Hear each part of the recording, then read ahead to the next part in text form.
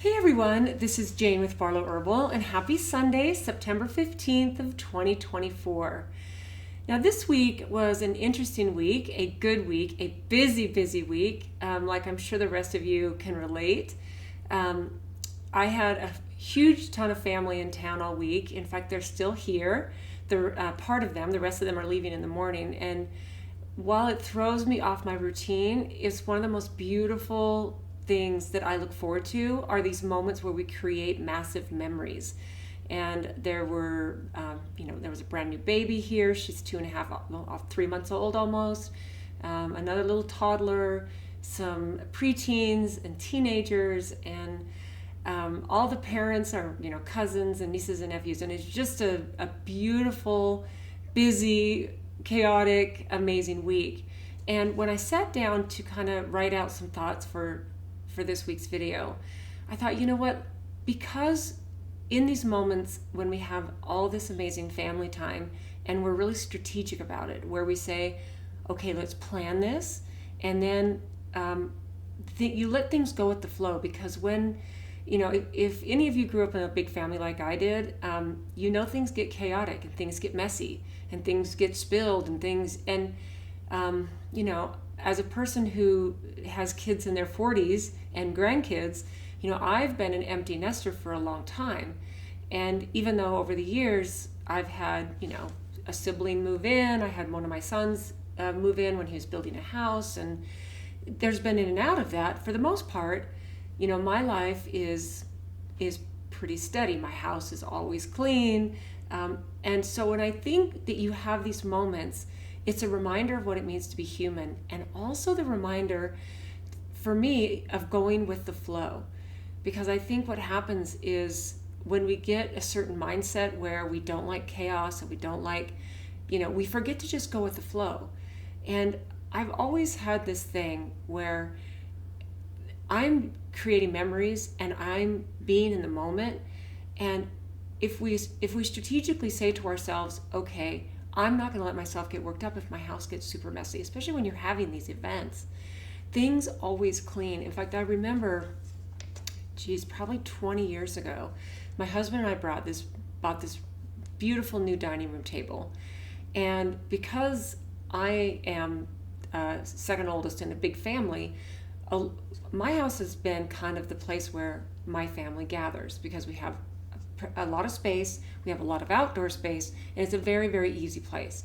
So very shortly after we bought this new table, I don't know if it was from a board game or if it was someone, I can't remember exactly what happened, but it got a big scratch in this beautiful new wood table. And I know my husband, it actually kind of freaked him out. He got angry. And I basically said, look, it's just a thing. We want to take care of our things, but he grew up the oldest of 3 children. And that's very different than growing up the second oldest of 14 children. And it's not like we don't want to take care of things, and we purposely ruin them or don't care if people take care. But things happen to our physical things. And most of the time they can be repaired or washed or, cleaned up after, whatever. And I think that actually was a big swap for him, because when he saw that I wasn't angry at all, I was kind of like, oh, that's a bit of a bummer.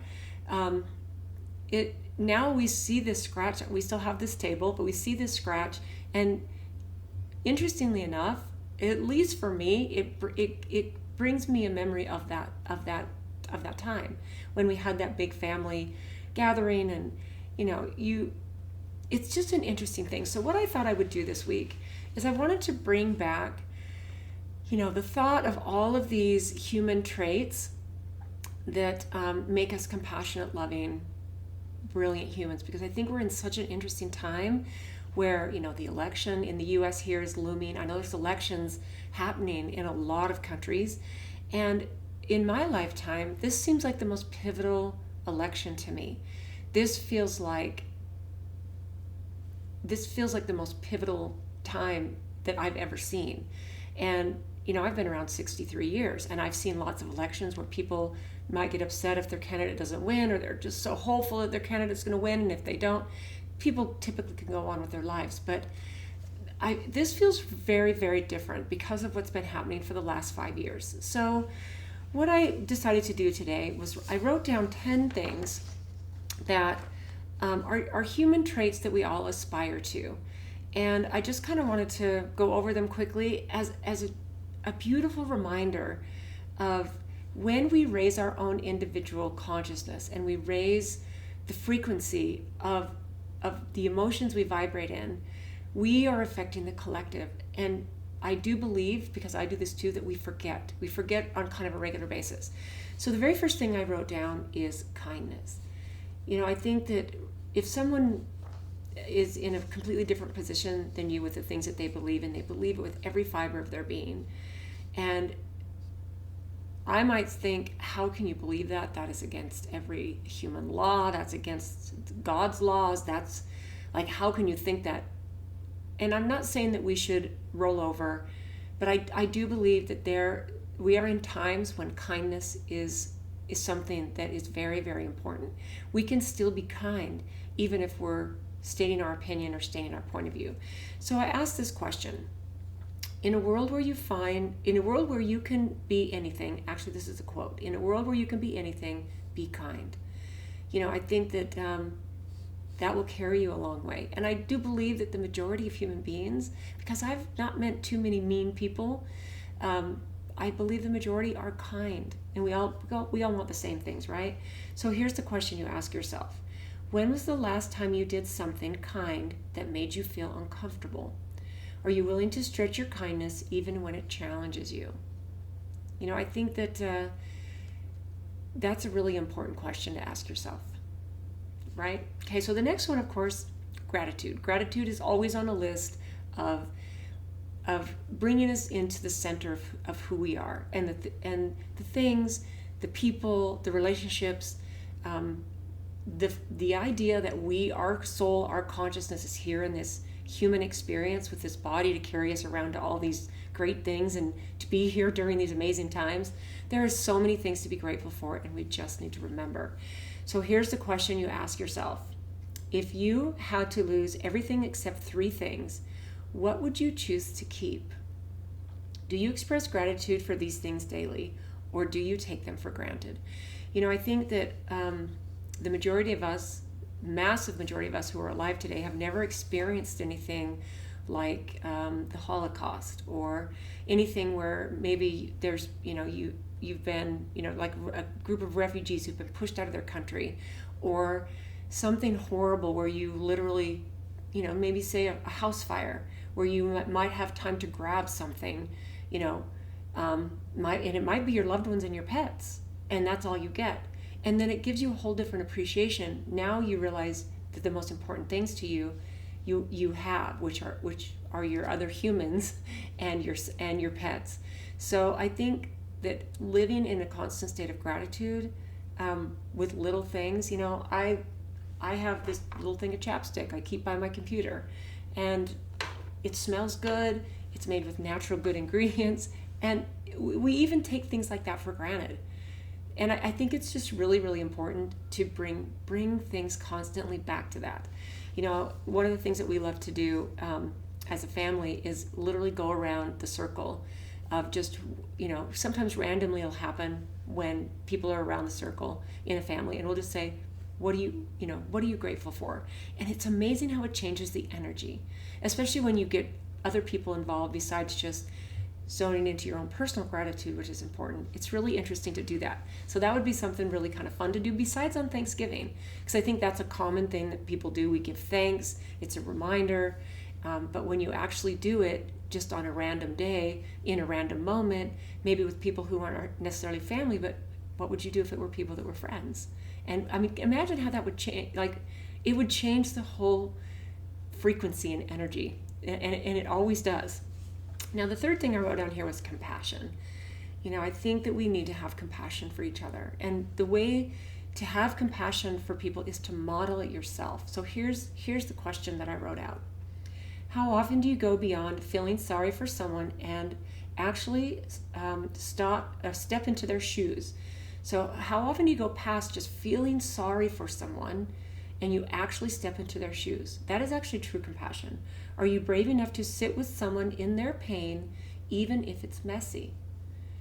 I think that's a really powerful question, because we've all had moments where we've been in pain, I remember when I had both my children, that's a big physical effort to give birth to another human. And a lot of times you need help, but also as a new mother, you're now taking care of a newborn, and you're healing and repairing, and it's emotional, and there's wild hormones happening. But I think unless maybe another human another woman's gone through that who can relate and give you that kind of compassion, sometimes we literally need to step into other people's shoes and be willing to sit with them even when it gets messy. To me, that is such a beautiful way to think about putting compassion into practice. Okay, now the next one is forgiveness. That's number 4, and I have 10. So here's a question to ask yourself about forgiveness. Who's living rent-free in your head because you haven't forgiven them yet? What's the real cost of holding on to that grudge? I think that we all know, and we've heard before, especially if you're watching this channel, that forgiveness always hurts the person who does not forgive. If someone has done you wrong and you're holding a grudge about it, they might not even know they did you wrong. And maybe they did know they did you wrong, but they moved past it, but you still haven't moved past it.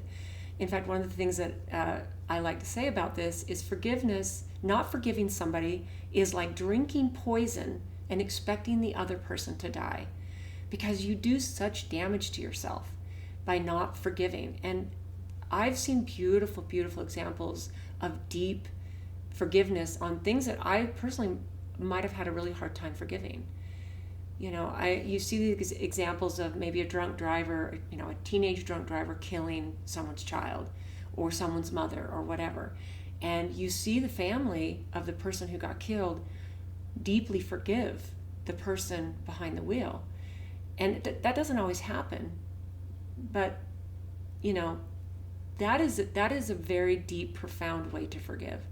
And like I said, I don't know if I would be capable of something like that. I would hope that I would.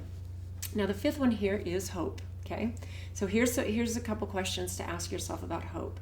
Hope is being able to see that there is light despite all of the darkness. When everything is falling apart, what keeps you going? Do you cling to hope, or do you secretly believe it is just for dreamers?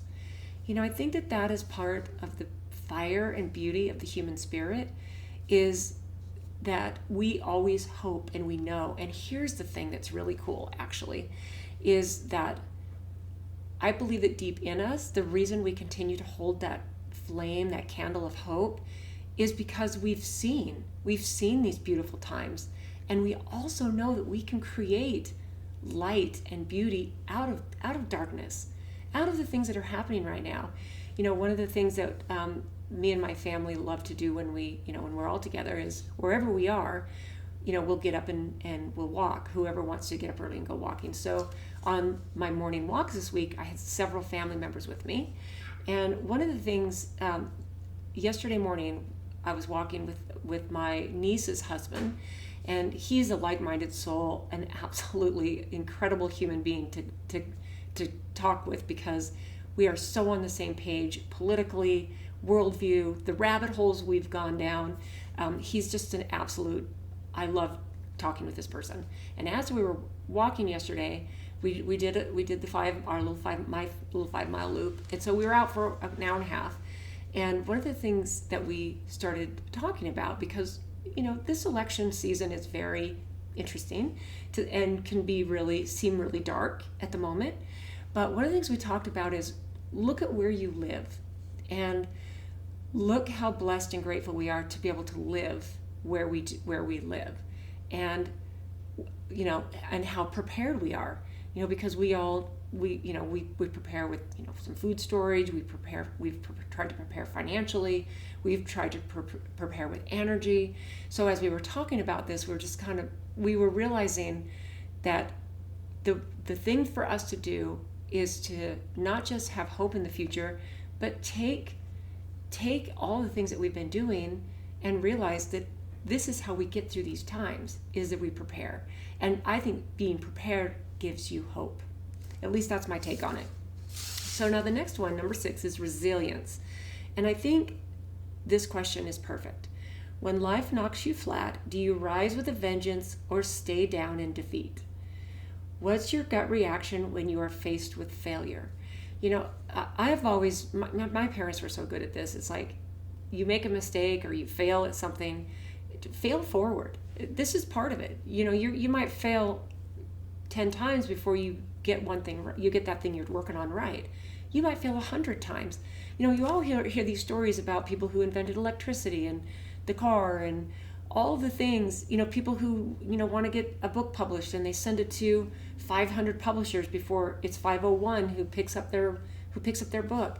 You know, human beings are resilient, and I think we forget that. We forget how strong we are, not just physically, because we can build that strength, and we can put, like a mother can literally lift a car off her child, and that's not something you can do every single day. But but when there is enough purpose and reason, we can do amazing things with resilience. And it's not just physical resilience, it's emotional, it's spiritual, it's intellectual. You know, to me, part of resilience is not saying, well, I didn't know that, and hence this is where I am. I don't know is never an excuse. That was one thing that my parents made sure that we all absorbed into who we are as humans. Is if someone says to you, well, why did you do that? Or how, look at this big thing, and it's like, how, it's like, and you can't say, I don't know, because you have to search out. That is, to me, one of the worst excuses for anything. But I think that's a big piece of resilience, is when we learn these things, then we jump out of the fire and we go get it. Okay. Now, number 7 is humility. And here's a question to ask when you're asking yourself about humility. Do you ever secretly think you're better than others? Even if you don't say it out loud, how often do you catch yourself trying to be right instead of being real? You know, I think humility with these times is a really important quality to remind ourselves of.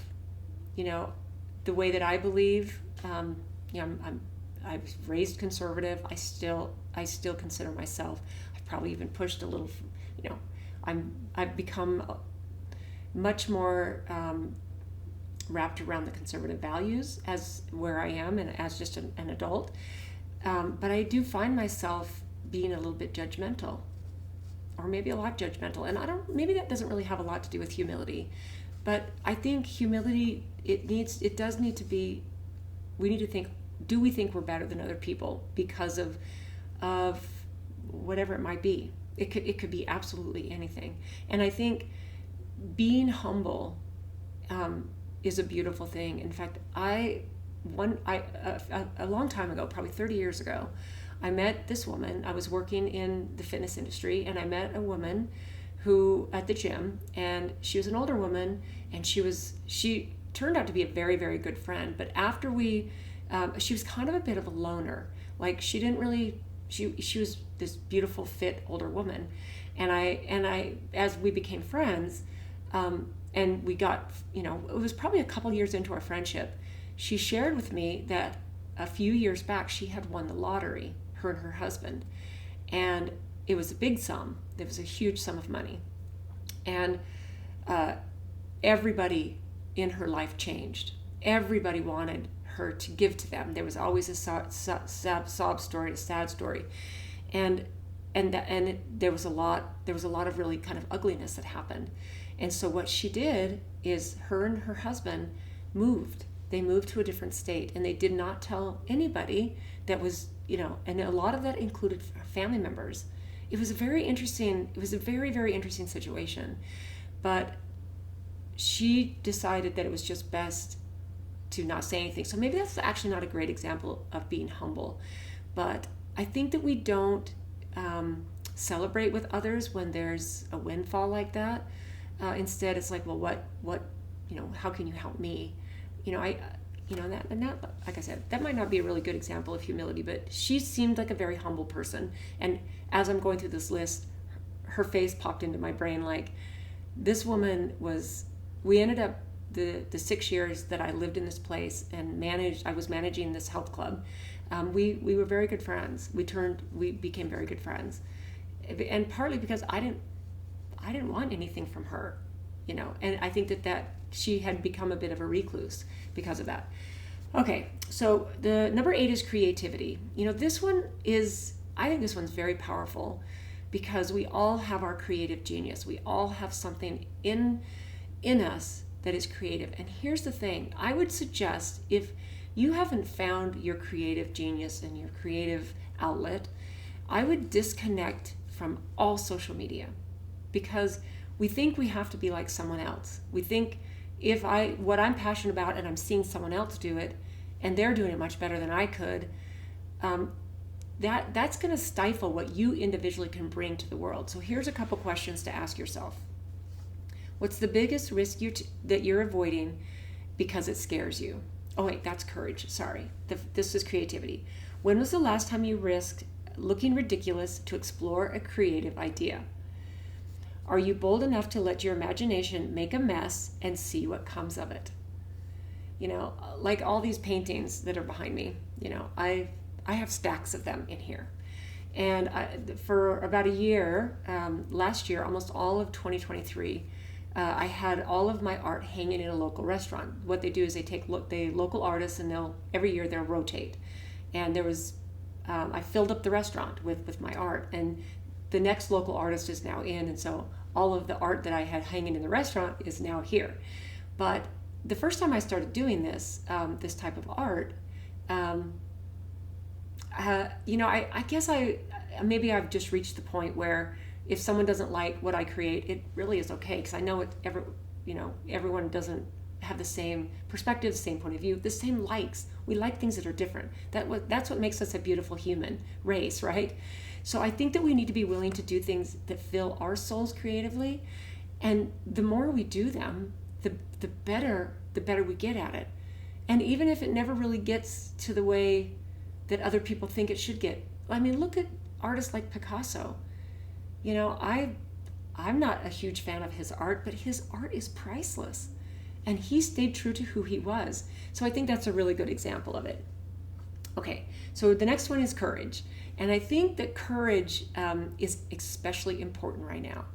And here's why. I think that when human beings in today's modern culture, with the way things are right now, it's time for us to stand up and say things that we know are true and right. We need to have courage. And the more you do it, the easier it gets. And courage and bravery are the same thing. In fact, on the Hawkins scale of consciousness, courage brings you up to the level of 200. Underneath 200 lives all these lower frequency emotions: apathy, shame, guilt, fear, all of these emotions.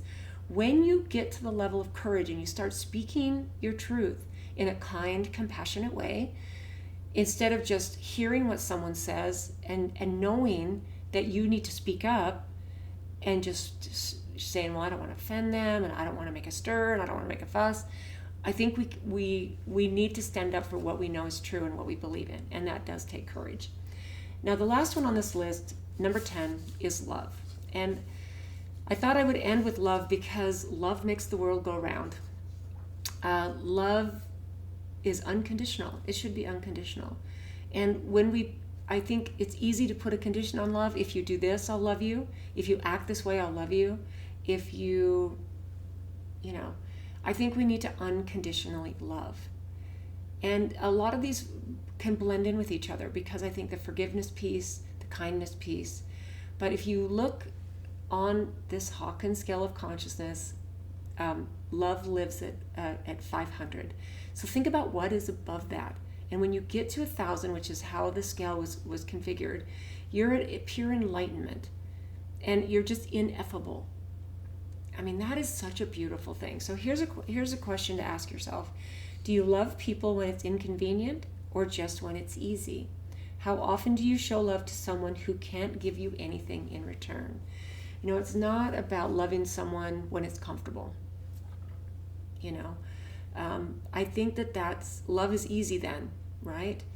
It's about really releasing as much of your ego as you can on a daily basis, and doing it with being strategic. Be strategic with the way you walk through this life in all of these things. I think that we don't give ourselves enough credit for the beautiful things that we have inside of ourselves. And it's time for every person who is on this awakening journey, because it's always a journey. It's a journey until we pass and transition into the next life. And none of us knows when it's our time to go. I think that, I'm a person who doesn't want to go, maybe realize I'm in my last moments and go, oh, I wish I'd done this, or I wish I'd done that. In fact, there's a beautiful list of 5 things that are the 5 regrets of dying people. And I've talked about this before, and I'm sure you might have even heard this. There's a hospice nurse named Bronnie Ware, and one of the things that she says that was a top regret of dying people is they wish they hadn't worked so hard, and they wish that they would have followed what made their purpose, their passion, instead of caring what other people think of them. I think that we don't give ourselves enough credit for having all of these traits inside of us. So maybe write these down and journal about these this week. That might be a really good thing to do. So we've got kindness, gratitude, compassion, forgiveness, hope, resilience, humility, creativity, courage, and love. And this is actually a very good journaling exercise for this week. In fact, that is going to be what I'm going to do this week. And I'm going to see if I'm being strategic about really heightening my awareness that these are part of my life and what I put out to the world. I think it would make a big difference. So I thank you guys for being here. I think we're 6 weeks away from a very pivotal election. To me, this is the most important time to keep our vibrations high. Don't let things trigger you. Don't let people trigger you. Step away from your media for a while. Do kind of what I suggested last week, and listen to music that brings joy to you, because you're raising the vibration. The things that are happening, they're happening without you. You're not doing it, and sometimes we can't have an impact on it, but the impact that you can have is serious quantum entanglement. You can push out love and joy and happiness, and that frequency is powerful. It is something that can literally change the world and what's happening right now. And I think that we forget that because we get caught in watching what's happening, thinking, oh my gosh, this is going to ruin the world. This is going to ruin humanity. It's the fall of the empire. And I say this because, trust me, I know I get caught in those things sometimes myself, and I have to literally physically pull myself out. And this is where I thank God for my daily walks. And there are times when I think, okay, I need to go again today. I need to get out and go. So I hope you guys have a beautiful 3rd week in September. Remember that it is a beautiful day to be alive. And I'd love to hear what you think about each of these things. But I hope you have a beautiful week, guys. Thanks so much for tuning in, and we'll see you next time.